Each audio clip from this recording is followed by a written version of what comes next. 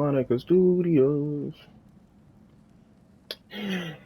Hey guys, welcome back. It's your boy Dreamer Run, and I'm here to bring you some more God of War Ragnarok extras. We're just doing lore reading, and we're going to see the Shield Maidens after we beat Gnog, because that was a battle. That was a battle, and I had fun, man. This game was fun, man. New game plus, I don't know what it's going to be like, but yeah, beat that dragon. I'm probably gonna look up what the other trolls are at. But yeah, I lose on foes. It was like 2 in the morning. I went to sleep. I couldn't read all that. Get a bottle of water, and yeah, let's get to it. Ah, Franiki the Zealous, one of King Karof's berserkers. Franiki, frankly, would never back down from a challenge. Mimir tells me he spits after saying this, but refuses to elaborate further. Hacklonger the Bearded, perhaps in his life, this Hacklonger the Bearded had intimidating facial hair. In death, I saw nothing of consequence. If that was where his strength lay, he should have ensured it would accompany his soul in the afterlife. I pity him. Hair is temporary, as are we all. Okay. His circle, the bold, according to the mirror, his circle was in his life. According to the mirror, his circle was in his life a powerful necromancer, violating the natural order to summon the dead to his will. I know what you're talking about. In death, it seems this ability inverted, allowing him to summon living creatures as his minions. Only those corrupted by Sayer or are susceptible to this, but it was enough to prove dangerous. We are well rid of this berserker. I am reading like a kindergartner. Oh my goodness. But Gator the feared. Mimir would not tell me the transgressions of this berserker. Inform me he is relieved. The heinous bastard is gone for good. He continued to speak ill of this beggar for a few moments more, but I do not wish to write the rest of his words. I too am glad to see his demise. Um, Let me see.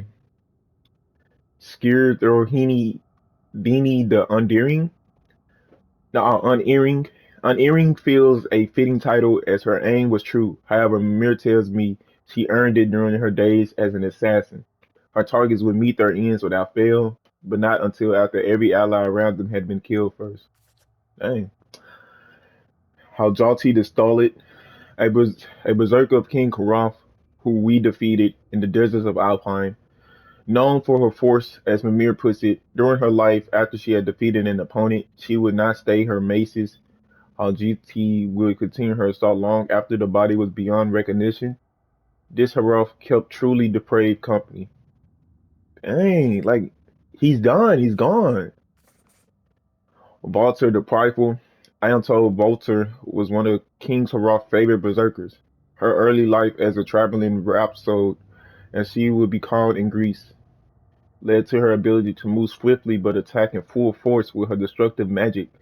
People of many talents should rightfully be feared, but she will be feared no longer. Um, Harumunder the Cruel. Mimir tells me Harumunder the Cruel received her name from one particular battle, the last stand of Dolphdon, during which King Haruf's opponents declared defeat. Harumunder, using only her magic, then performed a blood eagle on the surviving general. I am familiar with this method of execution, but have not yet heard of magic used to enact it. The prospect the prospect is vile and unnecessary. Svadiger the Cold. And life's fifth dagger was said to sharpen her axes on the bones of her enemies.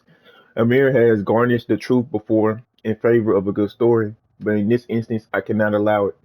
Bones will not sharpen weapons. If the doors were to hear this, I do not doubt they will mock it fiercely.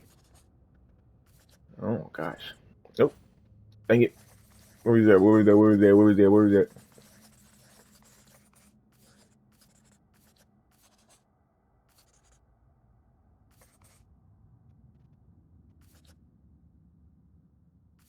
The crew. Oh, yeah, we read that. All right, Bardvar the Fierce. I have been told this Bardvar had all the brains of a hammer. If this is true, it is a wonderful king. It is a wonder King Karof's company were able to hold the reputation Mimir claims they did. A good warrior must be as sound in mind as they are in the body. Still, I knew many companies in Greece who applied strength and brutality over strategy. Brutality alone never won a war. Let's see. Starov the Troublesome. We fought Starov alongside Bodvar the Fierce in Svartalfheim. Shortly after, Mimir spoke bitterly of her notoriety and subterfuge. By cover of night, she would kill the families of powerful enemies rather than the rulers of generals. Wait, she would kill the families of powerful enemies rather than the rulers or generals? She was different. And this incited swift surrender for some and brutal retaliation from others. Either outcome was enjoyable to her. Mm. The Crimson Dread. During the rescue of our ally Burger, we approach, we encroach upon this creature's territory. I understand the need to protect the land one calls home, but if someone were to pass through my land peacefully on a mission to save a comrade, I would not launch an aerial attack at them unpromoted. The Corpse Eater. I did not think dragons took pleasure in scavenging. We found this creature after defeating two ogres. I had defeated the second of the two, and this Corpse Eater took advantage of our victory and flew off with his prize. We then gave chase. I have no use for a dead ogre, but there is no pride in stealing another's kill. The Ash Tyrant. After the long winter in Midgard, traveling to other warmer realms has been welcome relief. The fire breath of these dragons, however, give me a new appreciation for the cold. The Everlasting. We found a dragon on the shore in Svartalfheim. To imprison a beast in this way, regardless of his misdeeds, seems especially cruel. If no training is possible, it would ensure the safety of all to destroy it. Instead, too much reliance is placed on the bearer of the relic that imprisoned it, which leaves a wide berth for error and mishap. The Pale One, a dragon summoned by Odin's Raven's Keeper during our battle with her. To summon a creature such as this, I must wonder, did she imprison the beast just as she had imprisoned her ravens? If that is so, perhaps killing the Pale One, like its raven counterparts, brought its freedom. If not, an evil creature is defeated. The Gravel Belly. We found this drake in the deserts of Alpines behind a door. I had been expecting treasure or a new area of the desert to explore, but was instead met with a beast. My controller about to die. Instead met with a beast. The blue markers on his head were like nothing I had seen before. They could be considered beautiful, were the creature not trying to dig its tusk into my flesh. I'm gonna mute real quick. I'm gonna edit this out. Edit this out. I'll be right back. Hold up.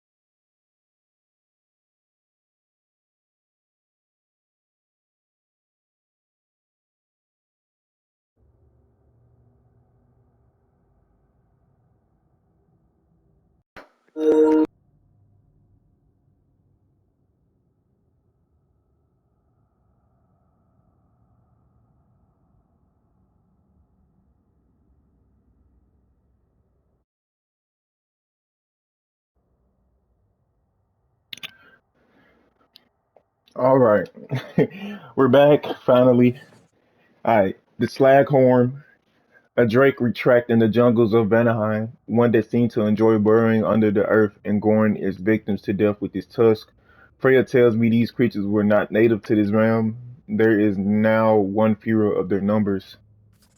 The Cragjaw. In Vanaheim's great crater, we encounter a drake known as Cragjaw. a digging beast who had destroyed many of the vineyard stone structures is called home. Perhaps with this creature gone, the quaking here in Vanaheim would cease. Dadu Vodor. We encountered this troll in Svartalheim on our mission to find Tyr. Atreus and I were fortunate that this creature had positioned itself perfectly to break our fall. In gratitude, I put it out of its misery. Visa Halcorn, a troll we encountered in Midgard. The winds carried its stench so far I could smell it long before I saw it.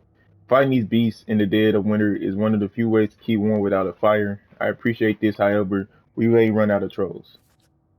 Barg Stormer, a troll we awoke from slumber in Alpine's eastern desert. Imprisoned by the dwarf Alvis Stonefoot, the sands of the desert is not like unlike those from the dunes of Lemnos in Greece. Ah, yeah, they are rough and find their way into any crevice large enough to fit even a single grain. With the wild winds of this realm, I am sure the creature awoke with a great deal of irritation. All right. Atreus' friends and foes. Charlie. Freya must have been so obsessed with hunting us that she neglected her giant turtle house, her so-called friend. When I first saw Charlie out in the cold, I thought he might be dead. He's alive, but he's freezing out there alone. I lit a fire to keep him warm, but he's going to need someone to stay with him full time if he's going to survive much longer. Gondmander. I cannot say that. Hongmander. We haven't seen Youngmander since Fimbulwinter began. I was beginning to think he left the Lake of Nine somehow, but Sindri Nose was right. The world serpent woke up when I called, but when I asked him about Loki and what I should do, all he had to say was Halvenir. Not helpful, not helpful. No idea what Ironwood means, but it was still nice to see him again. Freya, well, our chat wasn't all I hoped for, but it actually could have gone much worse. At least now I know she doesn't want to kill me. Not really. She seemed interested in to learn about Odin's visiting and Tyr being alive and me being the last giant, and especially about realm travel being unlocked. Really not sure what she's going to do next, but hopefully it won't be using all the information I just gave her to attack us again. I think that's exactly what she did. Yeah, I really didn't think this through. Skirndir Skirndir lives outside the walls of Asgard in a camp of refugees from Midgard. I guess Odin actually saved a lot of people from the desolation, even though he caused it. I wouldn't have believed that, but I can tell Skirndir's honest. He's nice, funny, about my age. I didn't come to Asgard to make friends, but maybe I already have. Hugin and Muin. These two aren't like the spies we see around the realms. Hugin and Muin are Odin's own weird magical pets. Back at the house, I saw them disappearing to his tattoos. Mimir told me once how they came to be that way. How they were normal ravens once, until Odin captured their whole unkindness. Most of them he roasted and ate for supper, but on Hugin and Muin he experimented it, wiping their memories and binding them to his will. Mimir also referred to them as right prigs, even for birds. Heimdall. Heimdall the Bear of Gjallarhorn. Mimir said he was dangerous, a true believer of Odin. He didn't mention what a complete jerk he is, or what he seems able to, or that he seems able to read people somehow. The less time I spend around this guy, the better. Odin. After all the terrible things I heard about Odin, I never expected him to be so respectful of me. Back at the cabin, when he invited me to Asgard, and since arriving here, he seemed genuinely interested to know who I am and what I think. I know I can't trust him too far, but it's nice to be listened to. I feel safer around him than I thought I would. Let's see the answers he has for me. Sif. Me and Sif was really uncomfortable. She was so icy towards me, I started to worry she knew what I did to Modi. But I know nobody saw that. It's bad enough that she blames father, and now I'm in her home. If I know what's good for me, and I think I do, I'll just stay out of her way. Through, I've heard Magni and Modi had a sister, but I've forgotten about it until she has had her sword in my face. Thankfully, she's nothing like them. The way she talks about Modi and how she's better off without him makes me realize what it must have been like growing up around such a creepy bully. Still, we're sleeping in his room, but Through seems great, and I hope I can get to know her better. I guess there's good people even among the Aesir gods. Ingrid. I found a magic sword in Odin's study. He says her name is Ingrid and that I can carry her while I'm here. She seems really happy to be getting out and seeing some action. Do swords get bored? I wonder where she came from. That's Freya's sword. Thor. I never heard any stories about Loki and Thor going on adventures together. this, dang, this may be the strangest part of this whole trip. Thor doesn't seem happy about it, or anything else for that matter. But it's what, but it's what Odin wants, and that means Thor would do it. Even if he'd rather smash me with his hammer instead. Hopefully, while I'm here, I can figure him out a little better. Angrboda. This there's a girl here in Ironwood. Her name is Angrboda, and she's the same age as me. A giant too. She's really funny, and she paints and is friends with the wolves here. She's unlike anyone I've ever met in so many different ways. She says she has been waiting her whole life to meet me, which sounds so crazy. It's actually a lot of pressure to try to meet whatever expectation she has of me. I just need to stay calm and get a better feel for everything that's going on here. But wow, so much is happening so fast. Yala. Angrboda has a yak named Yala. It was funny. She said, I want you to meet someone. And I thought for a moment there might be more giants. But she meant Yala. I get the sense Yala might be her best friend, which maybe sounds sad, I guess. But I think it's kind of amazing. Make me miss Fenrir. I also still feel like he's with me somehow. I wish he could have met him. It must be lonely living here, but I know how much it helps having a connection to animals. Eason. First the wolves, then the yak, and now a magical fox with huge ears. Angrboda sure has a lot of animal friends. During our race rematch, Issa was fast, like really fast, even with Angrboda on her back. I almost kept up with her, but yeah, I still lost. It felt good to finally be in control of my wolf form though. I just had to think about Angrboda and what she must be feeling, holding on to, I don't know, compassion or something to keep the rage in check. Huh. I wonder if that's how father does it. Gryla. Gryla is Angrboda's grandmother. Normally, I would be so excited at the thought of meeting one of the only other remaining giants, but she and Angrboda's relationship is strained, to say the least. Not in the way father and I were before our journey, but it sounds like Gryla did something to hurt Angrboda. She said Gryla changed after Angrboda's father refused to challenge his fate. Earlier, we saw a soulless animal. Is she taking the souls of living things? Angrboda said Gryla is lost, and from what I could see, she's right. She can't take the souls of animals anymore, but that but that isn't the end of her story. I hope she and Angrboda can eventually fix things. Angrboda deserves a supportive family such just as much as Gryla does. Gorm. I know I really made the wrong call on this one, but in my defense, I saw a chained up wolf in bad shape. I thought maybe if I freed this guy, he'll be happier, or maybe even a friend. How could I possibly know it would tear open realms and wreak absolute havoc? I know he must have been hurting bad, and animals are dangerous when they're hurting, but I wish he'll have let me help him. Now I don't know what's going to happen to him, or any of us, I guess. Lore markers, unsafe roads. Careful, traveler.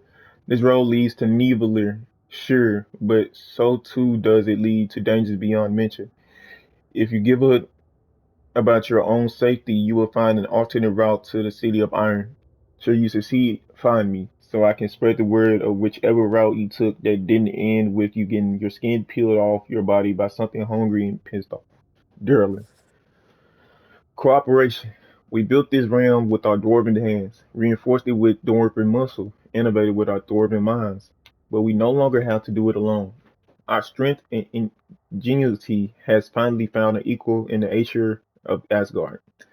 Now Doran and Smith will work hand in hand with Aesir soldiers and engineers. Now Aesir backs will share the burden with their Northern brethren, lighten the load for us all.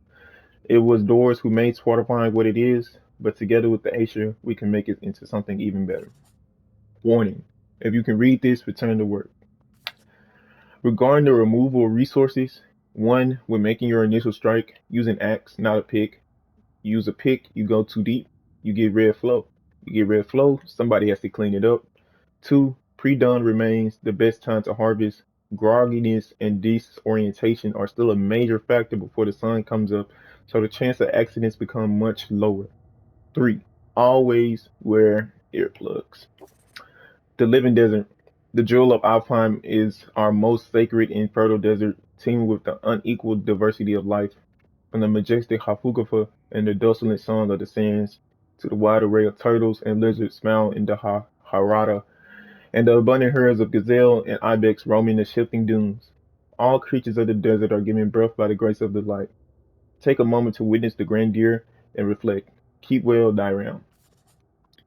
The desert of our ignorance. So much of who we are is lost, not just this desiccated, desiccated Leviathan, nor its ilk, but the very identity of this creature is knowledge forgotten. Was it a predator, a wraith of the barrens to be feared and avoided, or perhaps a gentle behemoth tamed by the pre-division elves and formed for meat? The answer is a grain of sand in the desert of our ignorance. Our history remains buried beneath generations of dead elves, till another minister rise above our malignant dogma and search for answers. Let these bones serve as a warning. If nothing changes, we will remain forgotten. The Council. The tower's purpose. Though it now serves as a military outpost, this tower's architecture indicates a different function in the time before the division of light or dark. I could find no mention within the archives, which is not altogether unusual. Many of the texts within have been sanitized across generations, but the very absence of any information is telling in and of itself. With sacrilegious ceremonies were held here, so inimical to our current status quo that the librarians eradicated all mention of this tower's true purpose. I can't help but assume the answer is the key to a lasting peace, the Council. You Nautica. Two goal lines sit in front of this marker that says unnatural. They're tied to a sled and completely calm. Strange. How long have they sat here? They're just as well behaved as Becky and Spana. Gulan Cove. Thanks to the opposition's grotesque hypocrisy, Alpine's Gulan are a threat to our livelihood. Though I have called many on the surface, there are undoubtedly more down below in the dark elves' hovels. So long as we deny them access to our light, the pair at the desert's entrance shall remain the only docile version of these foul beasts. Let them remain. They will serve as useful subjects for further light infusion experimentation. The Maven. Hmm. The Enlightening One. Let's see how much more we gotta read.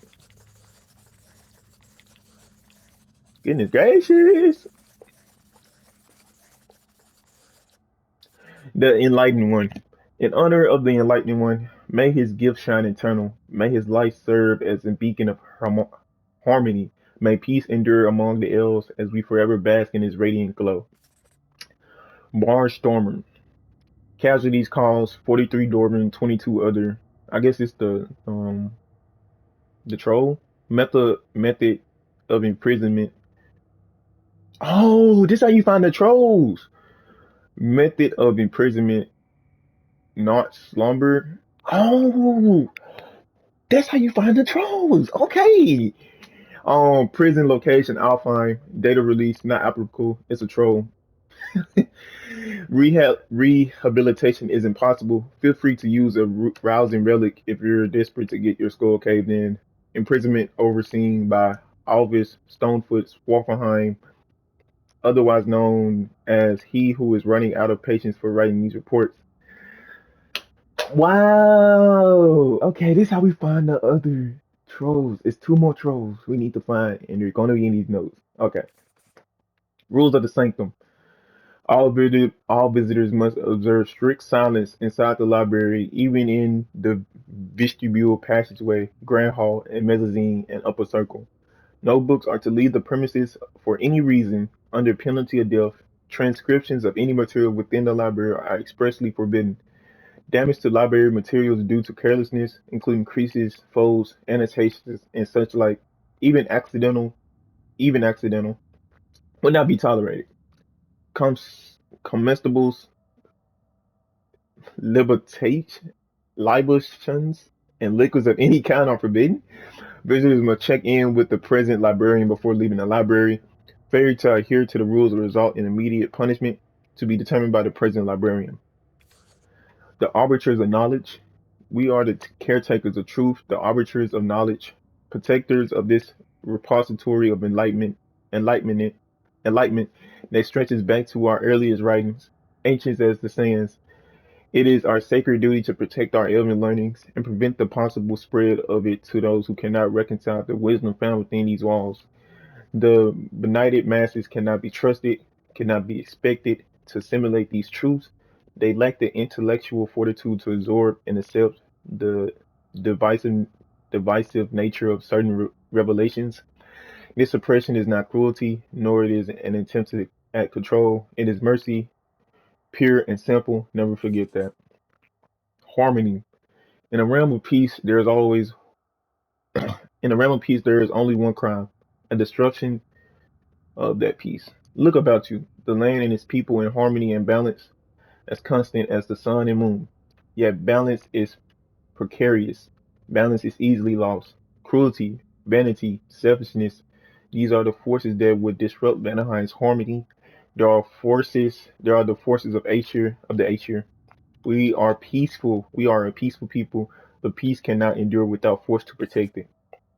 Dead on arrival, and warning to all who pass this spit of land, the dead here do not die, rain or shine. In the heat of the day and the chill of the night, they follow their master's will. Leave now whether you value your life or peace in your death. You do not want to you do not want the prison of this magic. Necromancy haunts the dirt beneath your feet. Gardens progress, gala bushes, foreplanted anticipating first berry harvest next winter. Favor petals, red, six planted, one currently wilting, may need to be moved for more sun exposure. Favorite petals blue, six planted, all blooming favorably. Favorite petals yellow, six planted, three seem to be struggling. We'll apply extra fertilizer with eggshells and crushed drake bone and hope for improvement. Fern pathway, filling in nicely. New fronds may need a trim next moon cycle. Topiary fencing, still in search of new caretaker after previous one's sudden departure. Green bulb tree, acquisition still in progress. Unsure if its roots will take outside their home realm. Call to arms. To the vineyard of Vanaheim, my sister has abandoned us. Odin has turned our realm into a prison, and Freya has fled with the key. There is only one path forward, and it will not be a pleasant one. We will take up arms. We will show the Aesir whose realm this is. We will go to war. Freya. Living masterpiece. There is truly no greater medium than a living, thriving tree. Every branch a canvas. This mighty elder and I work in tandem to achieve the impossible. My hand perhaps guides my ties and forms persuade a pattern, but it is through this sacred giant's prosperity does my work take shape. May my art always go over the heads of all those who would try to look upon it. It is not for you. Say your sacrifice. I fear devotion is waning amongst the others. If we are to thrive the Aesir from Vanaheim, if we are to drive the Aesir from Vanaheim, there are things we must do without hesitation. Sacrifices must be made, and if I am the only practitioner with enough courage to make them, then so be it. In life do I scream, in death do I sing, in blood do I trust. I am the vengeance of these lands. Anything I can do. No one said this journey would be easy, yet I do find myself questioning how far I thought I'd go to finish the pilgrimage. On the way up, my foot slipped, causing me to stumble. My heart seized in my chest, and I felt I may perhaps perish at the hand of this cliff face. Thankfully, I was able to catch myself, but I suffered a nasty scrape on my knee, and believe I believe blisters may also form on my hands as a result of the rough rocks. My back seems to have also taken to complaining about the pack I have worn for the past few days. While I'm thinking about it, my head has also begun aching. My point here is that if I can make this journey, I believe anyone can as well. The ceremony. The weather has favored us this day. The sun shines and its warm rays ripple through the leaves of the surrounding trees. Juniper leaves have been bound and burned. Their scent hangs joyfully in the air. Guests take their seats. The tinkling of celebratory laughs fills the hall, anticipating for the ceremony builds as the hour draws near. The feast. The table is filled. Delicacies of both Banyer and Asia origin have been prepared to symbolize the union of peoples. succulent fruits to whet the appetite served alongside the salted crisp skin of young hens, gourds roasted and then sauced in honey, and breads baked in the lava pits of Aga will be presented as the second course. An offering of Sehramir has taken the center of the spread, although many Vanir will likely refuse to partake. Nuggets of tender meat for the little ones have been piled high. They will not go hungry tonight. Last but certainly not least, casks of mead have been rolled out in great numbers to account for the thirst such festivities bring upon their guests. Tonight we dine as if Ragnarok would come for us in the morning. The Arbor and Crown. Vanir tradition is bound in the plaits of our Freya's hair as final touches are made for the ceremony. Bluebird blooms to adorn her locks and lupine oil to make them shine. Fronds bound around the circlet. She wears breathes life into the metal. She is resplendent as the rains on a summer morn. The blessing of two. A blessing of the union of Freya and Odin on this day. Prosperity to the people of Vennerheim and Asgard. As the sun shines and the moon glows, so shall the realms remain steadfast in peace. Unforgiven. May we be forgiven. We thought the magic could be controlled, unleashed on our Aesir oppressors, but the dark magics do not discriminate. We have hurt those we love. We can feel our minds unraveling. If you read this and we still draw breath, end it for all our sakes. Sayer, you deserve nothing but pain. You hate what we become, and you hate the fruits of your own labor. This realm grows filthier by the day, and to provide even the smallest resistance to your rule is a joy. If we lose ourselves, so be it. If the innocent suffer, it is nothing they are not used to by now. We are no longer your subjects. We are Sayer. Apology. I'm sorry. I'm sorry. I'm sorry. I'm sorry. I'm sorry. I'm sorry. I'm sorry. I'm sorry. Stupidity. They would call us mad for turning to the dark magics. We can live with this. If nothing else, the Aesir invasion has been good for one thing. It's proven to navigate our beliefs. We thought kindness and harmony with nature would save us. We thought love begets love. We deserve to be punished for such brazen stupidity. All right. Everything ends. If you are reading this, we are dead. If you are reading this, you are an Aesir who finally caught up with us. If you are reading this, you have shown more curiosity than your other Aesir brethren. If you are reading this, know that though we fail, there will be others. If you are reading this, know that all reigns end and all empires fall. If you are reading this, know that you and I will meet in Helheim one day. And I still have my magic and an unrelenting hatred for you and your kin. Mine said, hey, you catching these hands if I see you in Helheim. No cap. Go rob of the cat ashes and frost. Casualty calls. Think of a large number and then double it. Ooh, not slumber. He's in Vanaheim, so we gotta check Vanaheim for this person. Data release. Nah, the trolls devoured too many doors to count before I put them to sleep.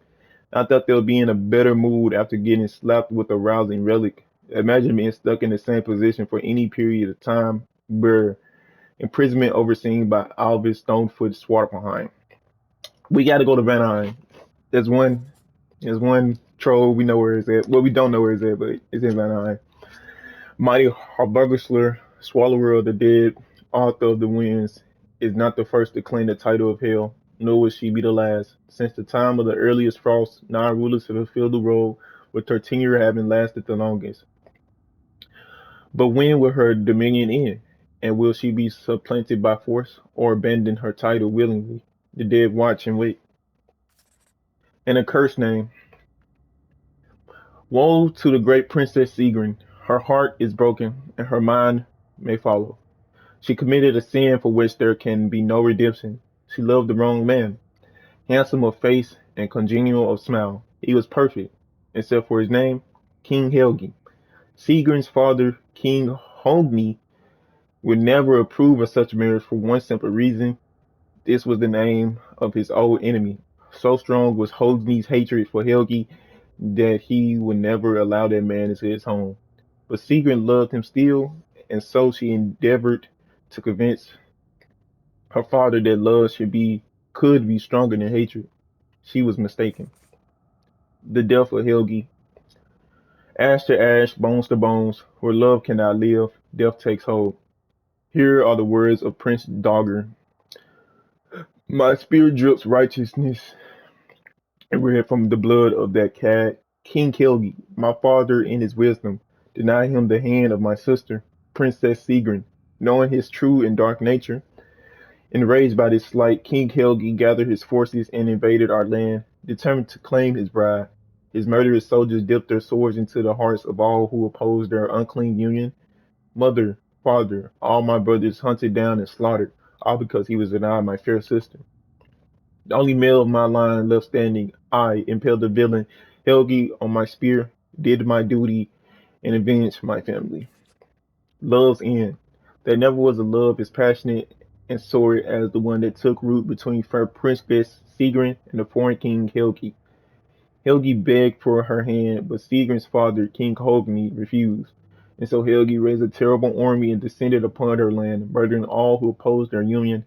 King, queen, princess, all lay dead, all except for Sigrun's brave brother, Prince Dogger. Billy and Dogger took his spear and ran it through mad King Helgi. When the princess discovered her lover dead by her brother's hand, rage blinded her, and she did inflict a curse on him most foul. But as her family, but But as her vision returned and she saw her entire family dead, she realized her mistake. It was too late. The curse on her brother had taken hold. From the depths of grief came heartbreaking regret, and it overwhelmed her. In penance of her for her sins, she cast off her riches, title, and throne to dedicate her mind, body, and soul to the mighty Valkyries. A vow she did make to tuck her heart away, for her love was too dangerous. And we got another one in Midgard. Blogderstein. Cassidy calls 78 Dorman, three other method of imprisonment, not slumber. Prison location, Midgard, dead or release, never, unless the witches of Vanaheim come up with a position that turns aggression into something cuddlier. Even if you come into a position of arousing relic, don't use it unless you're itching for a fight. Imprisonment overseen by AS, as in one letter away from what you can kiss. If you keep making me carve reports into these tablets. So one's in Vanaheim and one's in Midgard. We finna go to Midgard, so we go search for that one. Rune reads. I mean, Rune reads. We got Chico. We got scrolls. Hey, how far we did so far? 38 minutes. Dang, did we still got bestiary? Mm-mm. All right.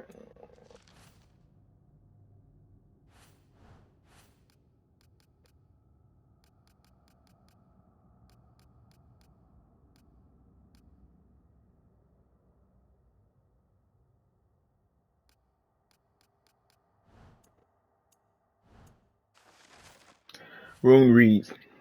Winterman. Kill Winterman. The runes appear to be the work of raiders, but I do not know the Winterman. Their attacks have increased of late. Perhaps he is the source of their agitation. Tyr's helmet.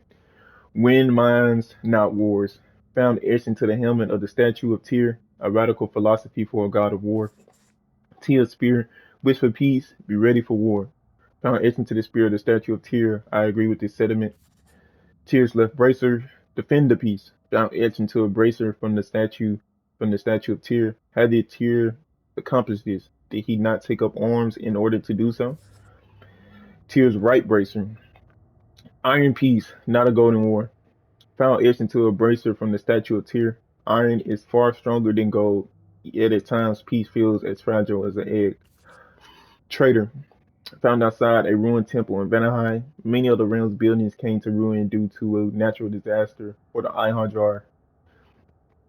Freya's temple has fallen for different reasons. It appears that after she left Vanaheim, her own followers vandalized the very temple they once gifted her. Her people saw her marriage as a betrayal, a cowardly way to pass judgment on her actions. Prayer to Freya. May Freya never waver. Freya's people loved her deeply. They seemed to abandon this village long ago, whether by choice or by force. It is unclear, but I feel the words have soured in her absence. Vanaheim Lullaby, I bless the rains of Vanaheim. Words from a traditional Vanaheim song. In Greece, the rain served as a reminder to worship the gods. Do the people of these lands worship the rain alongside their gods? Verdant. Verdant, the vineyard acknowledge the abundance of the realm, but the need to write it down is redundant. The beauty of Vanaheim speaks for itself.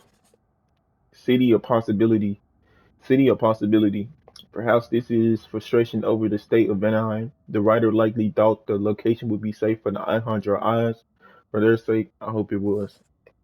Broken history.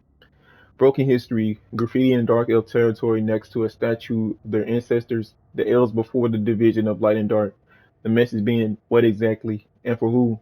Either the elves have seen this statue and ignored it, or they're more concerned with mastery over the light. Limitless.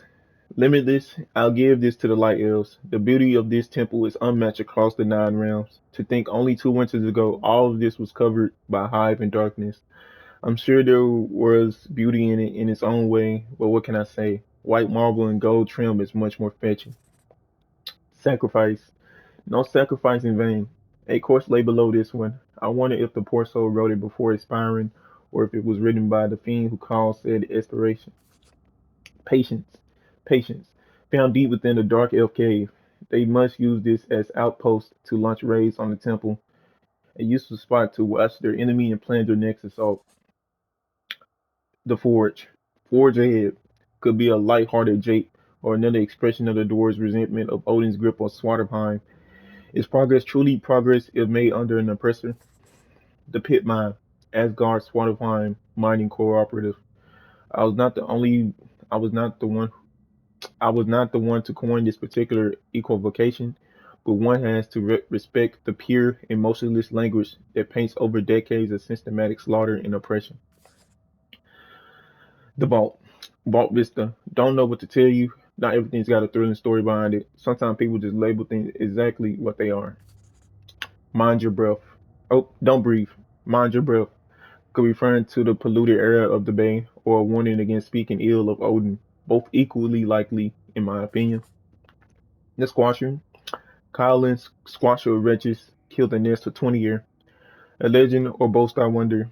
I wish this Cowlin was around to line us with her strategies.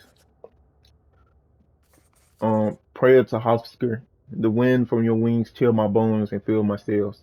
The words appear to the words appeared to spite the ego of this realm in one moment and express devotion in the next. Valhalla rises. Valhalla rises again. The Ironjar who made camp in Muspelheim after Asgard fell were mistaken and are dead once more. We got the scrolls. Dear Overseer, it is with shame and sadness that I must report I will be unable to meet your requested quota for this season. I am simply unable to forge armor of the quality and quantity you have requested. The fault for this, of course, is mine alone. I very much hope that my awareness of this fact might incline you to show some degree of leniency. As it stands, my output has measurably reduced since the injuries I sustained after previously failing to meet your quota. I will argue respectfully, as always, that further physical punishment will only further harm my productivity. I eagerly await your response. Shopping list. Don't want to hear any more about shortages. Sure got exactly what we need. My work shouldn't have to suffer just because they get off on being withholding. Anyway, I need barrel of oil, as many bundles of firewood as can be spared, 5 ingots of pure waterline steel, and oh yeah, food to eat. Passion. It's incredible what they take from you. I used to love mining, reaching into the hardened earth and pulling out its fruits. Filth under my nails, the stains of the ram's blood smeared on my clothes. I'd take my bounty home and hammer it into something beautiful, something that was mine. Now I do it for you, for the Aesir. Now I do it because you'll beat me if I don't. The beatings I can handle, flesh heals. But you took my passion. Every day I wake up and I dread doing the very thing that once gave me purpose. So that's it for me. I'm going to fill a pack with my greatest works of metallurgy, and I'm going to walk into the God's forsaken bay. Whatever waits me in Helheim can't be worse than doing this every day. You can consider this my resignation. Dang, that's tough. Climbing the ladder. Today was a good day, my love. The Aesir overseer complimented my output, nearly double that of the second most productive dwarf. I asked him if he might mention my name to the great family in Asgard. Perhaps they might need a personal blacksmith for the warriors of Valhalla. And he said he would. Life is a stairway, and every day I haul myself up another step. If I can keep my head down and please the overseer, I am certain that this time next season we'll be living a warmer, easier life in the halls of Asgard. Mhm. An examination of temporal significance. This evening I found myself musing on the scent of a book. When the paper is fresh, it carries the gentle notes of the plants it came from, light floral with a touch of sweetness. As time passes, the pages age. They take on their brittle tan. A tear forms from any force stronger than the softest of touches. The scent hardens, crisp at the beginning, moving into the earthy musk left behind from dust, desert air, and insect feast. To these ephemera, nearly as impermanent as ourselves, do we entrust the collective knowledge of our elven history. Is this venture foolish? I concede the fleeting nature of existence, be it or flesh or scroll. Yeah, I would not trade the pleasure of putting ink to page for all the treasures of Alpine, the Council. The Bifrost Bridge. I know it is not uncommon to hear the voices of those we have lost in the light, so I decided to run one little experiment. With the permission of the Templar's guardian, of course, I was missing my beloved Astraker. Something terrible in thought perhaps. If I can hear him one last time, I feel more at peace. I packed up some of his favorite things, his blanket, the stuffed tassel worm I enchanted to squeak when squeezed, and an old drake bone with the teeth marks still imprinted it, and set them down near the light to see if I could perhaps call to his soul. I sat quietly for some time. I called to him. It was very difficult to confirm, but after a while, I swear I could hear the distinct sound of his paws on wood, gentle clicking from his nails, just the way they used to sound at home. They grew close. My heart beat faster in anticipation, but as soon as the sound started, they faded and I heard no more. Perhaps I would try again one day, but for now, I would choose to believe he has found joy in the light and needs the comforts of his old life no more. I'm glad for him. On Gallahorn. Gallahorn represents the only known exception to the principle of bilateral harmonization in the realm travel. Instead of portal bridging the space between two realms, it is capable of rendering simultaneous passages between any number of realms, providing the existing infrastructure is established and the horn is powered by the breath of a sufficiently powerful god. Okay. The Ashen God. It is the Ashen God's fault. She told us, the witch, said the Ashen God murdered Balder, and in so doing started Fimbulwinter. She said if the god dies, Fimbulwinter would end. No more night, no more cold, no Ragnarok. We ran out of food a week ago. No matter. Soon we will feast on God flesh. Recent receipt of purchase. It is with great pleasure that I, Ingolf Joni, hereby transfer ownership of my most prized relic to one of Alvis Stonefoot in exchange for 1/4 equity. This will do who a prison do, right? Equity of his fledgling force, 79 pieces of hack silver, and one wheel of dry aged gamma lost. May it awaken for him a trove of untold adventure and fortune. No returns or refunds accepted. Okay, that's the thing we use to awaken trolls and stuff. I think the tree. Mother said the other races of the nine realms look at the world as individual trees in a forest. They see people and nature and time and destiny as separate elements, but not us. The Jotnar know that these are all branches of the same tree. That you can't separate love from fate, from the flap of a bird's wings without harming the tree itself. Maybe that's why I saw no fear in her eyes when she talked about walking her path.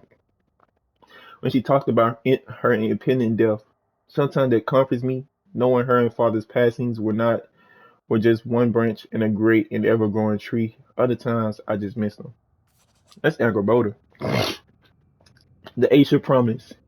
You were shown kindness, you were shown patience, you were shown mercy.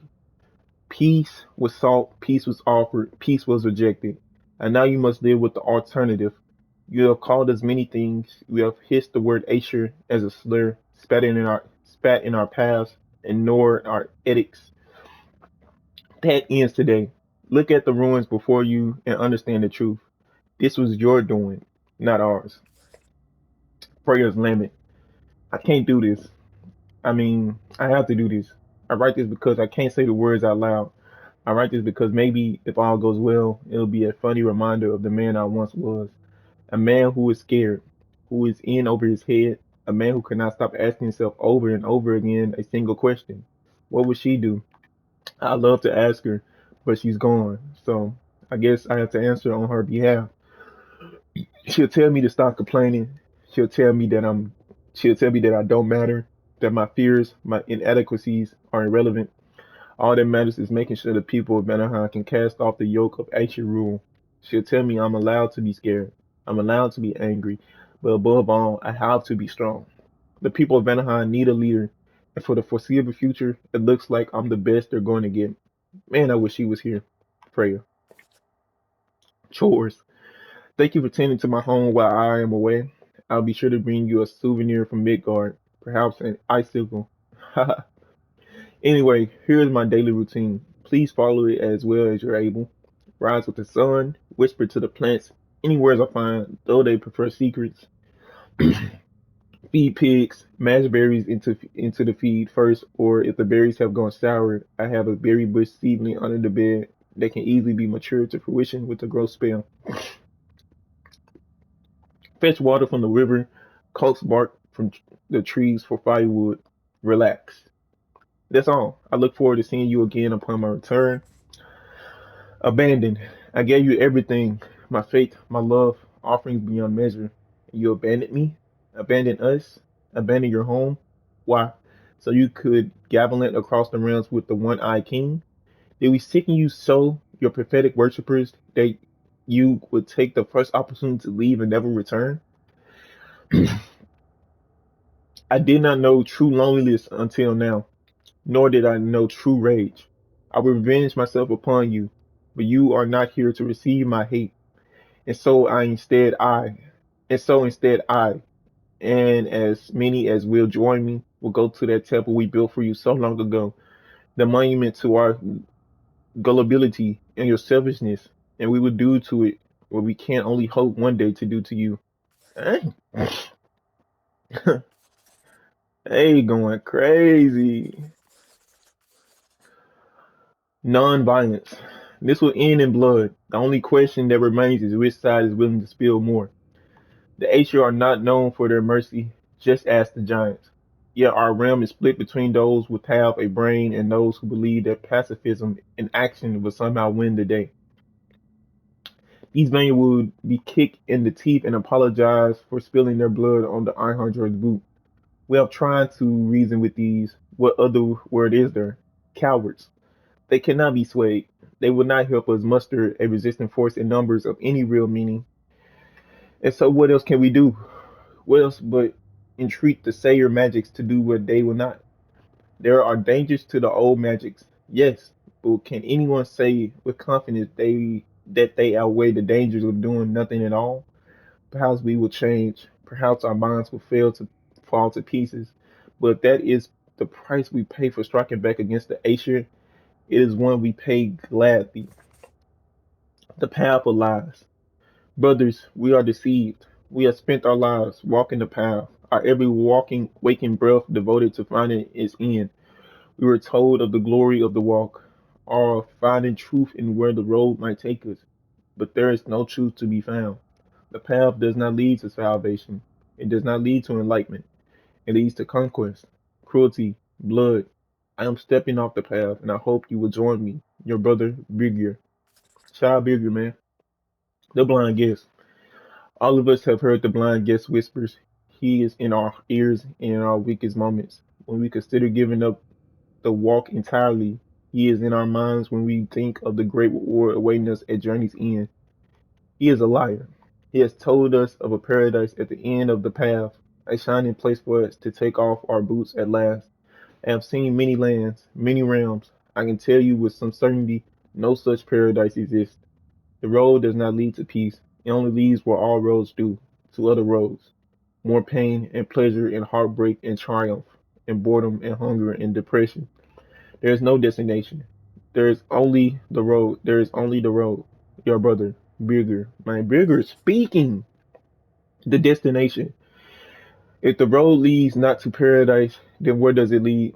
Why does the blind guest insist we walk this path? I have listened when he would I had I have listened when he would have me close my ears, and saw knowledge when he would have remained ignorant. You have seen the giants. You have heard of their coming war with the gods of Asgard. You have heard how they hid themselves away, cut themselves off from the world tree, never to be reached again. Do you not see? It is their home we seek. Brothers, you must listen. The blind guest is the All-Father. The voice we follow is just another obfuscating moniker to be used by him and discarded when its purpose is fulfilled. It is he who wishes us to explore every facet of the world, not for our sake, but for his, that he may find a way into the home of the giants and take it for himself. We are not pilgrims on a quest for salvation. We are scouts for an invasion. I will not be part of this. We must not be part of this. I beg of you, my brothers, join me. Step off all Father's path, and we will forge a new one, bigger. Oh, okay. So he was okay. I see what he was doing. Battle orders. Collect your troops and report to the Crucible in Muspelheim. I have set up camp there and await your arrival. The Queen. Oh, so that's how you find Gunnar. You have to read this. I just stumbled upon her by exploring. Next steps, Asgard destruction is not the end of our fight. Once you have gathered yourselves, move your troops to my location in Muspelheim Crucible. Dang, they just said it right here.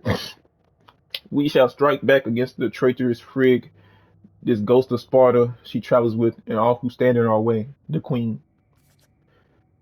Defend the prison. Rally your forces and make haste to the prison that has fallen in Niflheim. It now lies near the Raven Tree. Do not let the prisoners escape, the Queen. Okay. To the prison. Make haste to the prison that has fallen in Niflheim. The Allfather may be gone, but we will carry out his will and ensure the prisoner never sees the light of day again. The Queen. Gunnar's journal. Must she always play the victim, as if she has no hand in the shaping of her fate? In her eyes, her brother abandoned her because of his selfishness, not because she was domineering and controlling. She was exiled from her own realm because her husband was evil, not because she was caught conspiring behind his back. Her son was unjustly killed because of a vengeful foreigner, not because she drove her own son to madness. And when I kill her, Freya would tell whoever would listen. And when I kill her, Freya would tell whoever would listen to her in hell that it was because her former handmaiden betrayed her, and not because she deserved every single thing that's happened to her. I think Gana is just like quit playing victim. Like you caused this. Like you had a hand in this. You ain't innocent. Gana was okay, Gana. All right, guys, we're gonna finish off the episode here. I didn't know. I did not know I was gonna make another one, but we're gonna make another one to read the bestiary and try to find these trolls. I'll probably do some of that off camera, but we're gonna read the bestiary, speak to the shield maidens, and try to find those last two trolls. All right, I'll see you guys on the next one. Peace.